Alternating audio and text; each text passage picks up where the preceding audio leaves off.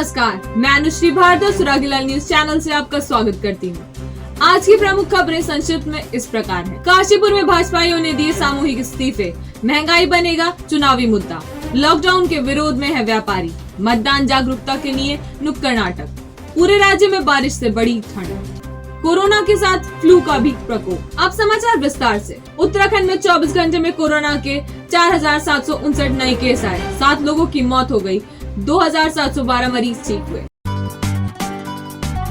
चटपटी है खरी जिंदगी, मीठी मस्ती भरी जिंदगी, चटखारों से भर जाए सारा अंतर्मन।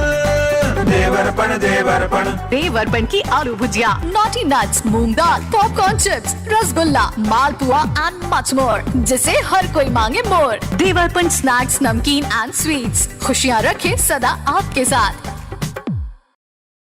काशीपुर से 4 बार विधायक रहे हरभजन सिंह चीमा के बेटे त्रिलोक सिंह चीमा को टिकट मिलते ही विधायक चीमा को छोड़कर प्रदेश स्तर के लगभग सभी दिग्गज भाजपा नेताओं समेत पदाधिकारियों ने सामूहिक इस्तीफे देहरादून पार्टी मुख्यालय को भेज दिए, जिससे पार्टी को बड़ा झटका लगा है। भाजपा आलाकमान के इस निर्णय के विरोध में आज बाजपुर रोड स्थित होटल में विशाल बैठक में राम मेहरोत्रा, उषा चौधरी, राजीव अग्रवाल, खिलेन्द्र चौधरी, आशीष गुप्ता, गुरविंदर सिंह चंडोक, राजदीपिका मधुर, सीमा चौहान, डॉक्टर गिरीश तिवारी आदि शामिल रहे।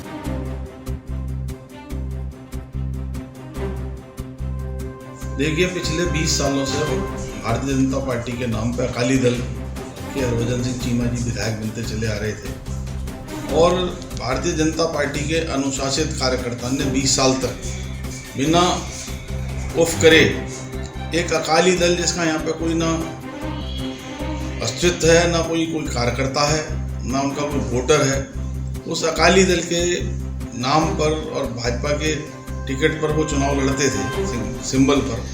तो भारतीय जनता पार्टी के कार्यकर्ता ने लगातार 20 साल तक उन्हें जो है बिल्कुल तन मन धन से चुनाव लड़ाया।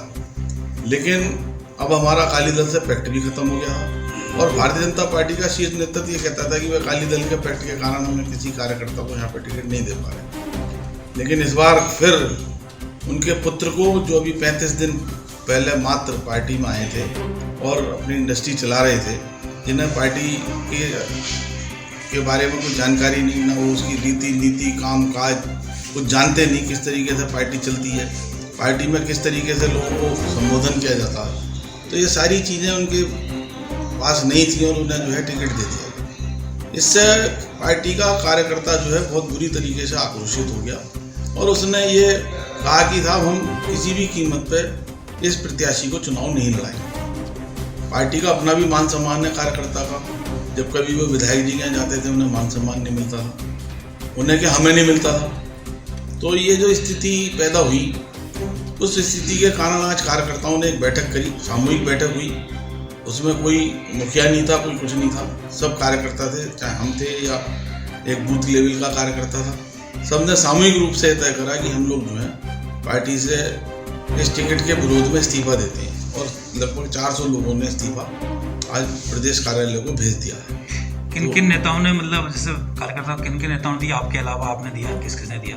मैं था, खिलेन्द्र चौधरी जी थे, आशीष गुप्ता थे, मेयर उषा चौधरी थी, दोनों मंडल अध्यक्ष थे, युवा मोर्चे के जिला अध्यक्ष थे, किसान मोर्चे के जिला अध्यक्ष थे, महिला मोर्चे की महिलाएं थीं और अपने सभी भारतीय जनता पार्टी के सभी, समझ लीजिए शक्ति केंद्र तक के तो सभी कार्यकर्ता उपस्थित थे। उन्होंने सबने जो है ये इस्तीफा दिया है। हाँ, ये बिल्कुल सत्य है कि मैं भारतीय जनता पार्टी के एक समर्पित कार्यकर्ता हूँ और क्योंकि यहाँ पर जितने भी भारतीय जनता पार्टी के हमारे जो कार्यकर्ता थे, उसमें उनके अंदर एक आक्रोश था कि समय समय पर सदैव उन्होंने नतमस्तक होकर जो है चुनाव लड़ाया। लेकिन आज अचानक एक ऐसे व्यक्ति को जो सिर्फ 2 माह पहले ही पार्टी में आया, जिसको कि कोई जानते नहीं है, उनको ये टिकट दिया गया, इसलिए यहाँ सभी का आक्रोश था। इस आक्रोश को देखते हुए भारतीय जनता पार्टी के सभी पदाधिकारियों ने,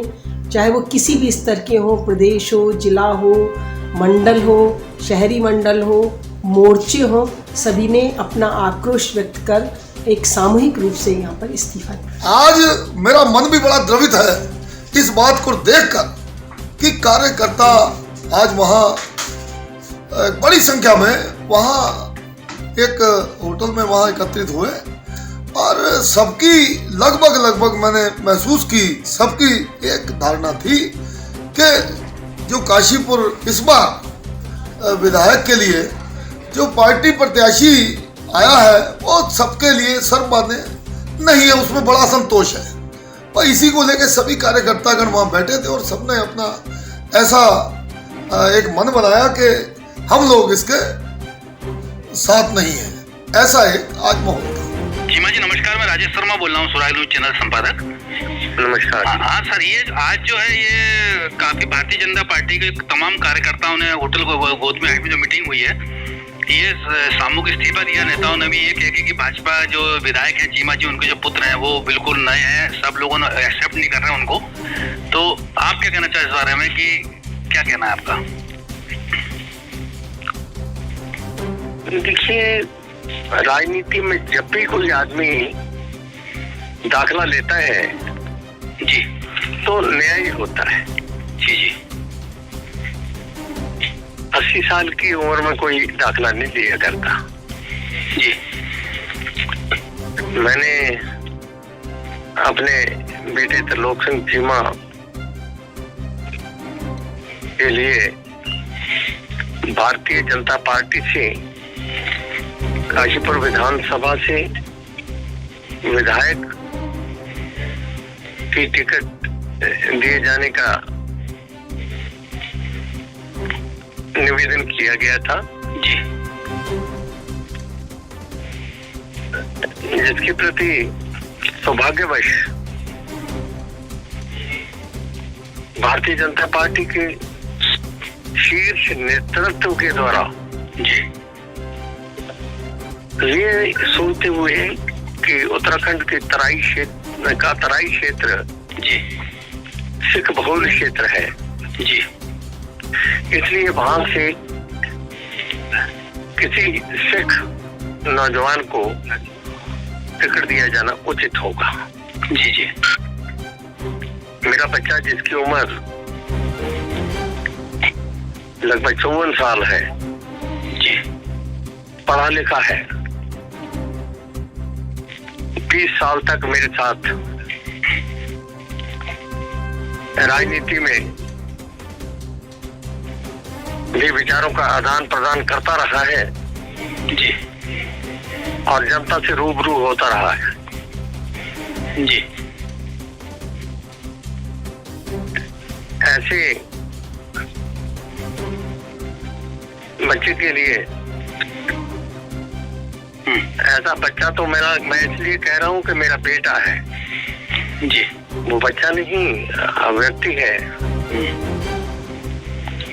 उसको भारतीय जनता पार्टी के द्वारा जो टिकट दी गई है, मैं पूरे विश्वास से कह सकता हूँ कि सीट निकलेगी जी और सीट भारतीय जनता पार्टी की झोली में पड़ेगी। जी जी जिनको टिकट नहीं मिल पाई है उनको कुछ समय के लिए नाराजगी आना स्वाभाविक है। जी वो नाराजगी को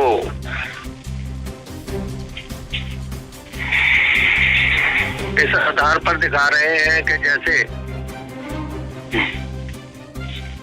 उन्होंने पार्टी ही छोड़ देनी हो।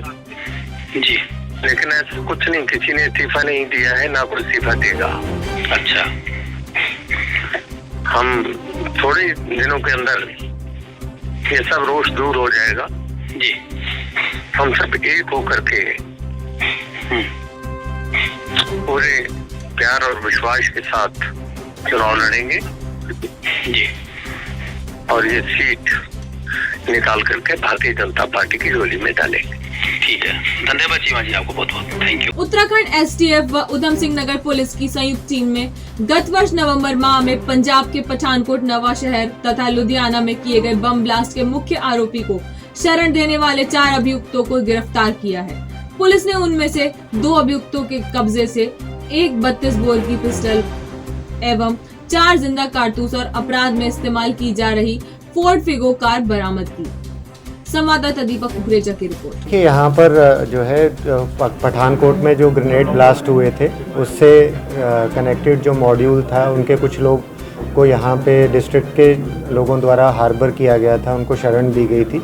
उसी को ट्रैक करते हुए जो दूसरी हमारी सहयोगी एजेंसियाँ हैं और एसटीएफ द्वारा ट्रैक किया गया, तो 4 लोग अरेस्ट किए गए हैं जिनके द्वारा वहाँ से एक भगौड़ा सुप्रीत जो है उसको शरण दी गई थी और जो है बाकी एजेंसीज अभी उसको ट्रैक कर रही हैं। ये चारों लोगों को अरेस्ट किया गया है और सेक्शन 19 यूएपीए एक्ट 1967 और आर्म्स एक्ट में इनको जेल भेजा जा रहा है। कांग्रेस के राष्ट्रीय प्रवक्ता गौरव वल्लभ ने देहरादून में प्रेस वार्ता में भाजपा की केंद्र व उत्तराखंड सरकारों पर हमला बोला। उन्होंने कहा कि भाजपा ने अमीरों का विकास किया और गरीबों के साथ विश्वासघात किया है। राष्ट्रीय प्रवक्ता गुरदीप सिंह सप्पल ने कहा कि चुनाव में महंगाई सबसे बड़ा मुद्दा है। संवाददाता मनोज कुमार की रिपोर्ट। उत्तराखंड की महंगाई दर देश से ज्यादा और उत्तराखंड के गांवों में महंगाई दर उत्तराखंड के शहरों से 15% अधिक क्यों? इन 5 सवाल का जवाब दीजिए डबल इंजन की धुआं छोड़ू सरकार। अगर आपको समय मिले, महिलाओं की फटी जीन्स को देखने के अलावा कभी समय मिले तो इन 5 सवालों का जवाब दीजिए। अब मैं आग्रह करूंगा के टाइम पे तेल को सस्ता बनाए रखने के लिए 1,34,000 करोड़ 1,34,480 करोड़ के ऑयल बॉइल दिए गए थे और अभी जो उन्होंने दिया है पिछले नवंबर तक 1,34,000 करोड़ और नवंबर तक जो रीपे किया है वो 19,996 करोड़ किया है जो टैक्स किया है, जो इंटरेस्ट किया है और हर दिन 1,100 करोड़ पिछले साल कमाया है। कुल 19,000 करोड़ अभी तक वापिस किया है और उसका नाम लेके हर रोज 1,100 करोड़ रुपए ले रहे हैं। तो ये कौन सी इकोनॉमिक्स है इनकी, ये क्लियर करे। केवल ये कहने से दूसरी बात, जब ये सरकार आई थी तो देश में कुल कर 57 लाख करोड़ का था। आज पिछले साल अगस्त तक 122 लाख करोड़ हो गया। अब ये जो इतने करोड़ 65 लाख करोड़ इन्होंने कर्जा ले लिया, उसके लिए कितने में तेल बेचेंगे फ्यूचर में? अगर तेल बेच के प्राइस नहीं अगर करना, अगर आपको इकोनॉमिक इतना से करनी है कि लोगों से वसूलो और कर्जे भरो, तो ये तो इकोनॉमी नहीं चलती है देश की इकोनॉमी कर्ज पे है। मौसम विभाग का अनुमान सटीक साबित हुआ है। आज देहरादून समेत राज्य के कई हिस्सों में बारिश हुई। 24 जनवरी को मौसम साफ होने के आसार हैं। आप मेरे साथ देख रहे हैं सुरागी लाल न्यूज। मैं हूं आपके साथ मनोज कुमार। उत्तराखंड की राजधानी देहरादून में मौजूद हैं। जिस तरीके से देखा जा रहा है आज मौसम ने करवट ली है कि सुबह से ही यहाँ पे उत्तराखंड की राजधानी देहरादून में सुबह से तो बादल छाए हुए थे, लेकिन अब दिन के समय की बात करी जाए तो दिन के समय पे यहाँ पे बारिश पड़ रही है लगातार। हालांकि तेज बारिश नहीं है, लेकिन जो मौसम विभाग ने अपना अनुमान जारी करा था कि 22 तारीख को बारिश रहने वाली है और उसके बाद में जो बर्फबारी है वो पहाड़ों के क्षेत्र में रहेगी। तो जो देखा जा रहा है, जो मौसम विभाग ने जो अपनी जानकारी साझा करी थी वो कहीं ना कहीं सही साबित होती हुई दिखाई दे रही है। 22 तारीख को लगातार ये बताया गया था कि बारिश होगी, तो आज उत्तराखंड की राजधानी देहरादून में सुबह से ही जो बारिश का दौर है वो जारी है। पहाड़ों की बात करी जाए तो पहाड़ों में भी लगातार बर्फबारी का बताया था और बर्फबारी भी लगातार होने की संभावना है। सीधी तस्वीरें जो यहाँ की हैं वो आपको उत्तराखंड की राजधानी देहरादून से सुरागी लाल न्यूज दिखा रहा है। मेरे सहयोगी हरीश कुमार के साथ मैं मनोज कुमार, सुरागी लाल न्यूज देहरादून। नगर निगम काशीपुर में आयोजित मतदान के लिए जागरूकता कार्यक्रम में स्कूली बच्चों ने नुक्कड़ नाटक के माध्यम से मतदान के लिए आगे आने का संदेश दिया। इस मौके पर मुख्य अतिथि एवं जिलाधिकारी युगल किशोर पंत, आशीष भटगई, एसडीएम अभय प्रताप सिंह, उप शिक्षा अधिकारी गीतिका जोशी मौजूद रहे। क्योंकि निर्वाचन शीघ्र ही तारीख आ रही है निर्वाचन के नज़दीक और कोरोना संक्रमण भी है, तो लोगों को ये न लगे कि कोरोना संक्रमण की वजह से मतदान केंद्र में भी दिक्कतें होंगी। हम इस भय को दूर करना चाह रहे हैं और दूसरा हम ये अपील करना चाहेंगे कि अधिक से अधिक संख्या में अपने बूथों में जाकर 14 फरवरी को निष्पक्ष और बिना किसी भय के, बिना लोभन के अपने मत का इस्तेमाल। कालाडूंगी तहसील में नामांकन के लिए सुरक्षा के कड़े प्रबंध किए गए हैं। उप जिलाधिकारी रेखा कोहली ने बताया कि निर्वाचन आयोग की गाइडलाइन का पूरी तरह पालन किया जा रहा है। कैलाश सोयाल की रिपोर्ट। देखिए, नॉमिनेशन की प्रक्रिया हमारी 21 जनवरी से स्टार्ट हो चुकी है। कल जो हमारे नॉमिनेशन पत्र हैं, 15 हमारे नॉमिनेशन पत्र की बिक्री हुई है। अभी तक किसी के द्वारा भी अपना नामांकन दर्ज नहीं कराया गया है। बाकी हमारी जो यहाँ पर सुरक्षा व्यवस्था है सारी चाक चौबंद है। हमारी सीओ रामनगर, एसओ कालाडूंगी और एसओ मुखाली, इनके द्वारा यहाँ पर अपनी फोर्स लगाई गई है। और जैसे भी नॉमिनेशन होता है, जो भी हमारे भारत निर्वाचन आयोग की गाइडलाइन है उसके अनुसार नॉमिनेशन प्रक्रिया यहाँ पर कराई जा रही है। विधानसभा चुनाव में रामनगर से बहुजन समाज पार्टी के उम्मीदवार हेमचंद भट्ट ने नामांकन पत्र भरा है। यह रामनगर क्षेत्र से पहला नामांकन है। मैं हेमचंद भट्ट हूँ और बहुजन समाज पार्टी से मैंने भरा है। बहन मायावती ने मेरा आशीर्वाद दिया है। पहली बार यहाँ पर रामनगर में किसी ब्राह्मण को टिकट मिला है इन 20 सालों में, और मैं जो है बहुजन समाज पार्टी की झोली में इस सीट को जीत के दिखाऊंगा, क्योंकि यहाँ पर जो ज्वलन समस्याएं हैं उनकी लड़ाई, चाहे वो रोडवेज हो, नजुल भूमि का मामला हो, वर्ग 4 वर्ग 3 की भूमि है, वन भूमि में रह रहे हुए 24 गांव हैं, उनकी लड़ाई में लड़ूंगा। और मालधन में स्टेडियम का मेरा योजना है, मालधन में इंडस्ट्री लगाने का मेरा प्लान है, और तमाम शहर की ज्वलनशील समस्याएं, छोटे छोटे मुद्दों पे एक एक आदमी के दिल पे मैं राज करके चुनाव को जीत। कोरोना के बढ़ते मामलों को लेकर प्रशासन की ओर से बुलाई गई बैठक में व्यापारियों ने तीसरी बार लॉकडाउन की स्थिति आने का विरोध किया। व्यापारी साप्ताहिक बंदी के दिन पूरी तरह लॉकडाउन के पक्ष में है। उनका कहना है कि नेता चुनाव के लिए बैठकें कर रहे हैं। कोरोना महामारी के चलते कारोबार ठप हो गया है। सरकार व्यापारियों की मदद नहीं कर रही है।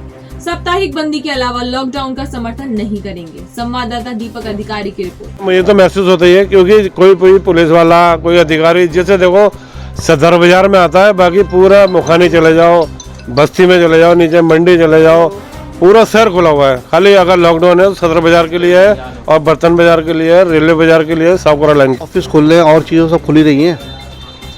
कोई या तो सरकार इलेक्शन करा रही है अपने, उसमें भी कोई ऐसा तो बंद करके क्या मिलेगा व्यापारी को? उसमें साप्ताहिक के तो पक्ष में हम कोई बात नहीं होनी चाहिए, लेकिन इससे ज़्यादा बंद के पक्ष में हम लोग नहीं रहे। लोहाघाट विधानसभा क्षेत्र से आम आदमी पार्टी के उम्मीदवार राजेश बिष्ट ने कहा कि अब आम आदमी पार्टी उत्तराखंड में हैट्रिक नहीं लगाने देगी और कांग्रेस का पंजा नहीं लहराएगा। राज्य की जनता को भाजपा व कांग्रेस का विकल्प मिल गया है। संवाददाता गुरदीप सिंह की रिपोर्ट। तय करने के लिए सर बहुत सारी चीजें, क्योंकि 22 वर्षों से लोग आज भी उसी स्थिति में हैं और ये दोनों पार्टियां आज भी स्वास्थ्य, शिक्षा, रोजगार के नाम पे लोगों से वोट मांग रहे हैं। अभी अपने आप में प्रमाण है कि 22 वर्षों में भी जो पार्टियां शिक्षा, स्वास्थ्य, रोजगार नहीं सुधार पाई, क्या आप 2022 में सुधारेंगे? विकल्प के रूप में दिल्ली एक अपने आप ऐसा सशक्त मॉडल है जिसे लोगों ने पसंद किया है, और इस बारी 14 फरवरी के दिन आपको अधिक मात्रा में यही देखने को मिलेगा कि लोग आम आदमी पार्टी के कैंडिडेट को हर जगह जिता रहे हैं। शीतलहर के कारण कोरोना के साथ ही फ्लू के रोगियों की संख्या भी बढ़ रही है। अल्मोड़ा जिला अस्पताल के बाल रोग चिकित्सक डॉक्टर मनीष पंत ने बताया कि फ्लू से बच्चे ज्यादा बीमार हो रहे हैं। जिला महिला अस्पताल की medical officer doctor Indu Punetha ने बताया कि कोरोना और फ्लू का पता जांच के बाद ही लग रहा है। संवाददाता हेमंत मेहरा की रिपोर्ट। देखिए, फ्लू, मौसमी फ्लू और कोविड दोनों के लक्षण काफ़ी हद तक मिलते जुलते हैं। केवल लक्षणों के आधार पर हमेशा नहीं बताया जा सकता कि ये नॉर्मल फ्लू है या कोविड है, लेकिन कुछ ऐसे चिन्ह होते हैं जिनसे हम सस्पेक्ट कर सकते हैं कि कोविड के केस है। जैसे बुखार, खांसी, जुकाम, ये तो सामान्य मौसमी फ्लू के भी लक्षण हैं, कोविड के भी लक्षण हैं। इसके अलावा कोविड में गैस्ट्रोइंटेस्टाइनल सिम्टम्स भी आ सकते हैं, यानी कि पेट खराबी, दस्त होना, उल्टी होना। बुखार कोविड में कई बार बहुत तेज आता है, साथ में बदन दर्द, बदन टूटना, ये सब लक्षण भी आते हैं। और इसके अलावा कुछ अन्य अनकॉमन लक्षण भी हो सकते हैं कोविड के, धड़कन का तेज चलना, सांस लेने में तकलीफ होना, जो कि सामान्य फ्लू में जनरली नहीं मिलते हैं। अगर हमारे पास प्रेग्नेंट पेशेंट या जो जनरल पेशेंट आ रहे हैं, उनमें सर्दी, जुकाम, फीवर, थोड़ा बॉडी एक, गले में खराश, ये सब लक्षण हैं, तो हम उनका कोविड टेस्ट करा रहे हैं और रैपिड एंटीजन टेस्ट या RT-PCR से पता लग रहा है कि वो कोविड पॉजिटिव हैं या उनमें नॉर्मल फ्लू के लक्षण। अल्मोड़ा और आसपास आज रुक रुक कर बारिश होती रही। धौलछीना, जागेश्वर, बिनसर आदि ऊंचाई वाले क्षेत्रों में तापमान 1 से 3 डिग्री तक गिर गया। ठंड से बचने के लिए लोग आग सेकते नजर आए। विधानसभा क्षेत्र काशीपुर से बहुजन समाज पार्टी के उम्मीदवार गगन काम्बोज ने प्रेस वार्ता में कहा कि उनका मुकाबला भाजपा से है। चुनाव जीतने पर वह स्वास्थ्य, शिक्षा व क्षेत्र की अन्य समस्याओं को प्राथमिकता से हल करेंगे। आगामी विधानसभा चुनाव 2022 में आपकी क्या रणनीति रहेगी? देखिए, घर घर जाने की है, हर चौखट पर जाने का मन है, हर चौखट पर जाना है। काशीपुर का बेटा है, काशीपुर का लाल हर चौखट में जाएगा और जो जो हुआ है उसको बदलना है। बदलाव की स्थिति में पूरा शहर है, पूरा काशीपुर है, पूरा छात्र संघ, पूरी युवा टीम है। हर एक माँ, हर एक बेटी, हर एक बहन है जिसने 2 साल में बहुत कुछ खोया है। बदलाव लाना है इस बार, जो अब तक नहीं हुआ है वो करके दिखाना है। मुक्तेश्वर थानाध्यक्ष मुकेश जोशी के नेतृत्व में पुलिस टीम ने चेकिंग के दौरान पटवारी चौकी पहाड़ पानी के निकट मोतिया पाथर लमगड़ा निवासी कुंदन सिंह को गिरफ्तार कर उसके पास से 2 किलो अवैध चरस बरामद की। संवाददाता प्रदीप कुमार की रिपोर्ट। आज के लिए बस इतना ही। उत्तराखंड से जुड़ी सभी खबरों को जानने के लिए देखते रहिए सुरागीलाल न्यूज चैनल। धन्यवाद।